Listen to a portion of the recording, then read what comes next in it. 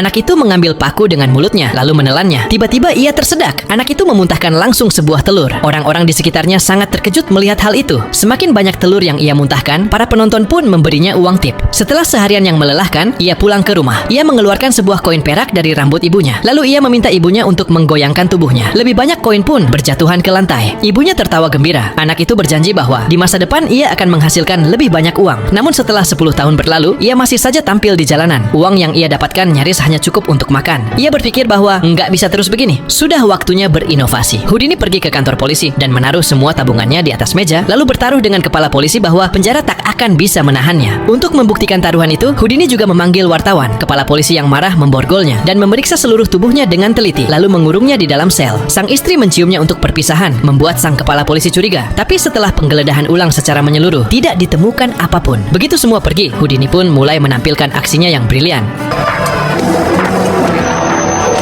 Setelah itu nama Houdini terkenal di mana-mana. Namun ia tahu jelas bahwa hanya dengan itu saja ia tak bisa mempertahankan penonton. Jadi ia kembali menemui kepala polisi. Kali ini ia tak membawa apapun. Seluruh tubuhnya terikat dengan rantai besi. Menghadapi provokasi sang kepala polisi, Houdini hanya tersenyum meremehkan. Lalu polisi membawanya ke dalam sel dan menutup mulutnya. Tetapi begitu semua pergi, Houdini langsung memulai aksinya. Ia membuka telapak tangannya, melepaskan jari palsunya. Lalu ia mengeluarkan kunci dari dalamnya. Saat orang-orang kembali, sel itu sudah kosong. Hanya tersisa kepala polisi yang marah dan tak berdaya. Dengan liputan besar-besaran dari media, Houdini kembali berada di puncak ketenaran. Namun ia tetap tidak puas. Ia ingin menciptakan sihir yang lebih mendebarkan. Meski ditentang oleh asisten dan istrinya, Houdini masuk ke dalam tangki air dengan posisi terbalik. Namun karena kelelahan, ia tak lagi sanggup berusaha. Jadi ia memberi tanda agar ditarik keluar. Istrinya sadar ada yang tak beres. Namun saat itu tutup tangki malah bermasalah. Di detik terakhir, asistennya menghancurkan tangki dengan kapal. Houdini berhasil lolos dari maut. Ia berkata pada asistennya bahwa ini luar biasa. Gak lama kemudian, tibalah hari pertunjukan di dalam tangki. Ia memerintahkan agar kakinya diikat. Ia dibenamkan ke dalam air dengan posisi kepala di bawah. Tutup bagian atas ditutup rapat, bahkan dikunci dengan besi. Itu adalah pertunjukan yang belum pernah ada sebelumnya. Penonton tak bisa menahan komentar kagum mereka. Namun 3 menit pun berlalu, tak ada reaksi di atas panggung. Orang-orang mulai khawatir, bahkan istrinya pun ikut panik. Pemadam kebakaran pun turun tangan untuk memecahkan tangki itu. Namun saat penutup dibuka, tangki air itu sudah kosong. Dan saat pemadam itu berbalik, ternyata dia adalah Houdini itu sendiri yang sudah berhasil meloloskan diri. Sontak pertunjukan ini pun menjadi sukses besar, sekaligus menjadikan nama Houdini sebagai pesulap terbaik sepanjang masa.